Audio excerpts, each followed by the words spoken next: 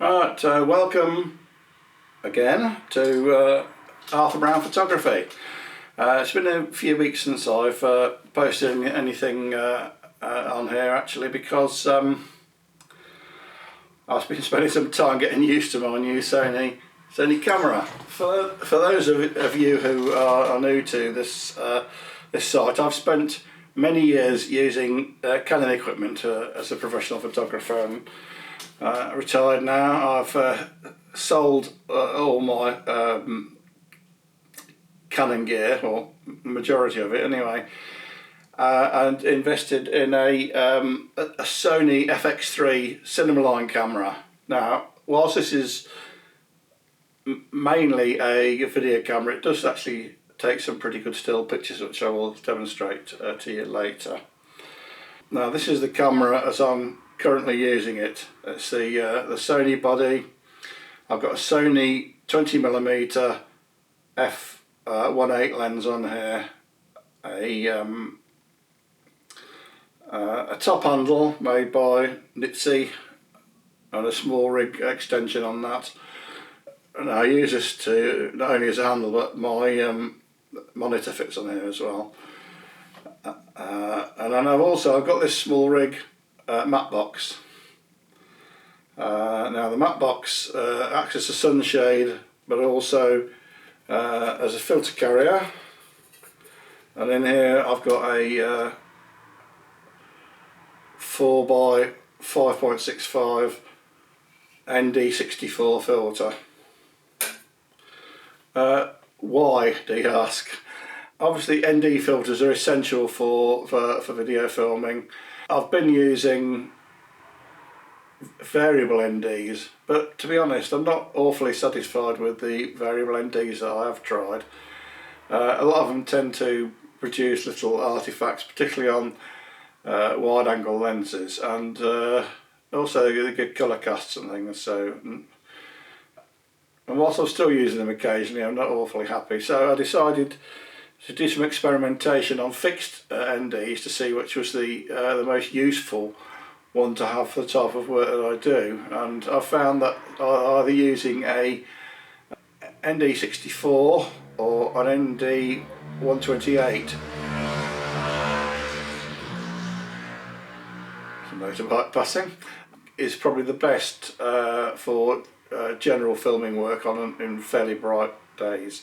Once you know it's not bright, you don't need an ND filter. So rather than variables, I use either a 64 or a 128, and I do have those that fix to the lens. However,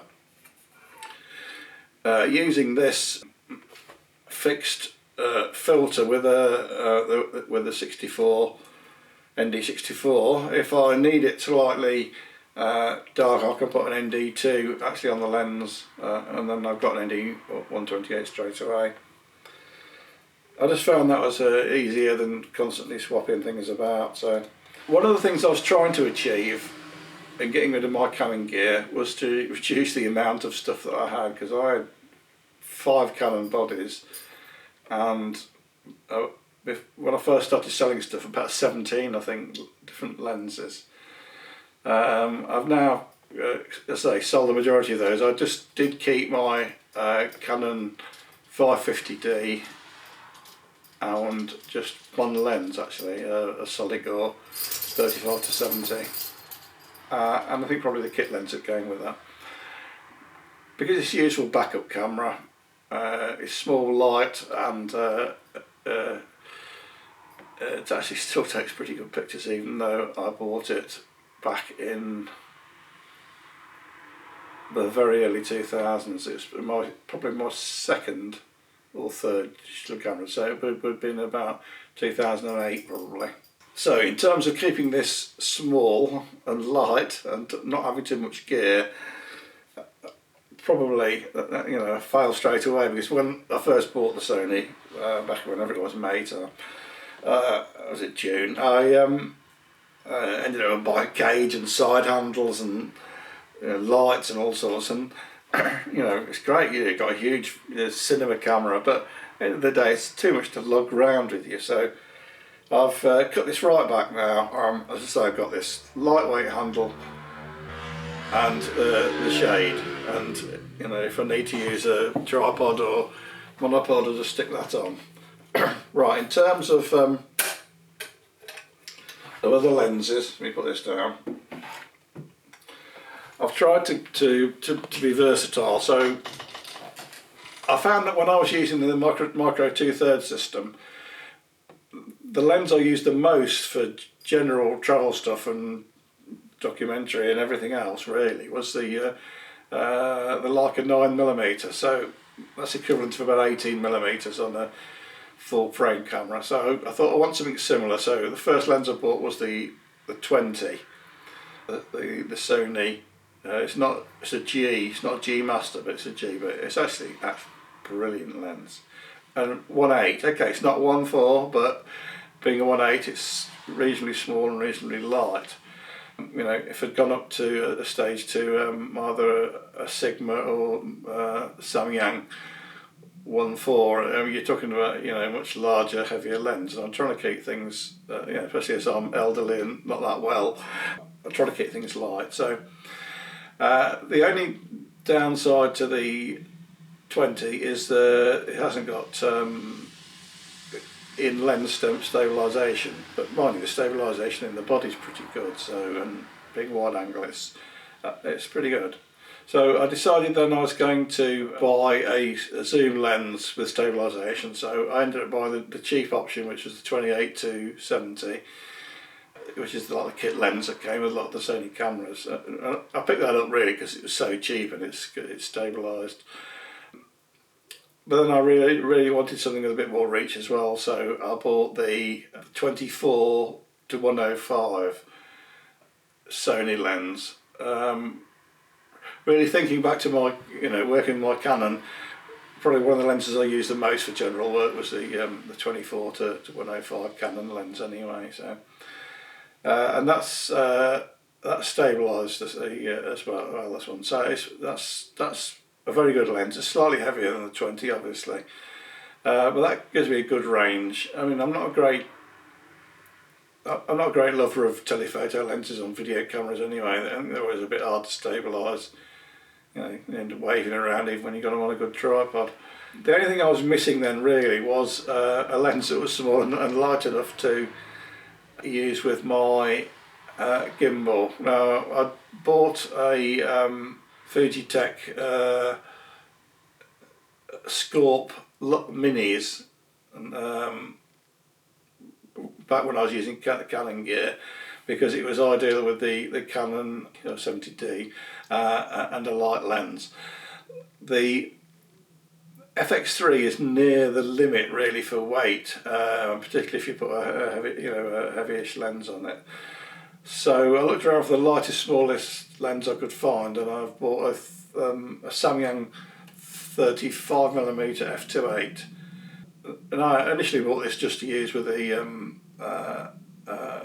gimbal, but it's actually turned out to be a very good lens. Okay, it's not brilliant in low light, being f2.8, but it's light, and because particularly if I ditch the handle and the matte box, it gives me a tiny little camera that'll actually fit into a coat pocket and still produce, you know, cinema camera results. Very pleased with that.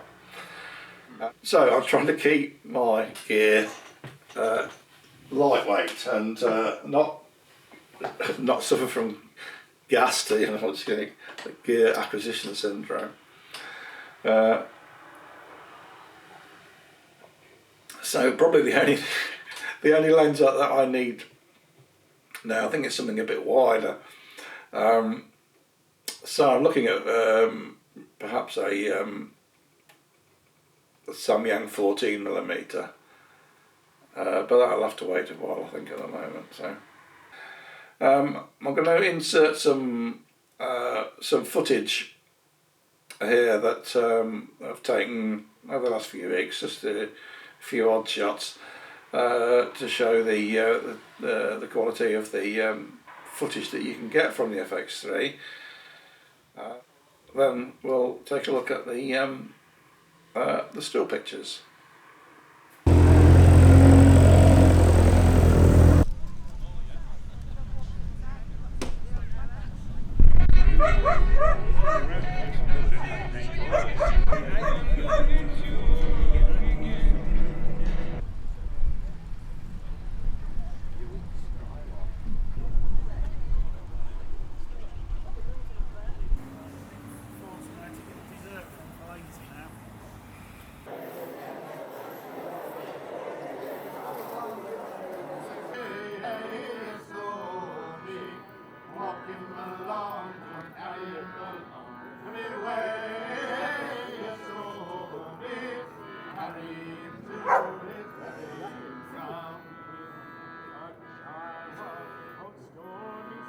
Whilst the FX3 is primarily a cinema camera for producing high quality and even up to professional quality video footage, it does still take still photographs. It does have a proper shutter in it, and I was quite surprised actually how how good the still pictures are from it. I mean, it's I find that the 12.5 megapixels from the Sony are great for for Instagram, for social media, and even printing up to 10 by 8s. 12 by 10s is pretty good. So I've recently been on a trip up to Robin Hood's Bay again. One of my favourite places for taking photos. And I'm just going to insert now a few of the still shots that we did while we were there. We had pretty good weather, although it's windy, and because of the wind I never got to fly my drone, unfortunately. But that's another story.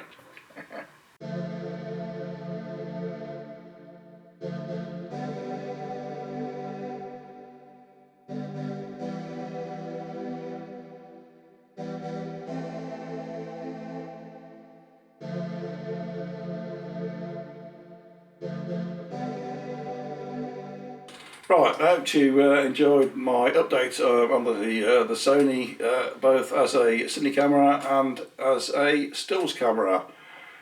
Please look out for my next video, and perhaps if you get time, have a look at my my other site, which is Peak TV Chesterfield, which I'm starting to put together stuff with local interest to the Peak District and surrounding areas. But I hope you, if you're a subscriber, stick a like on this. If you're not a subscriber, please subscribe if you enjoyed it. And we'll see you again shortly. Bye for now.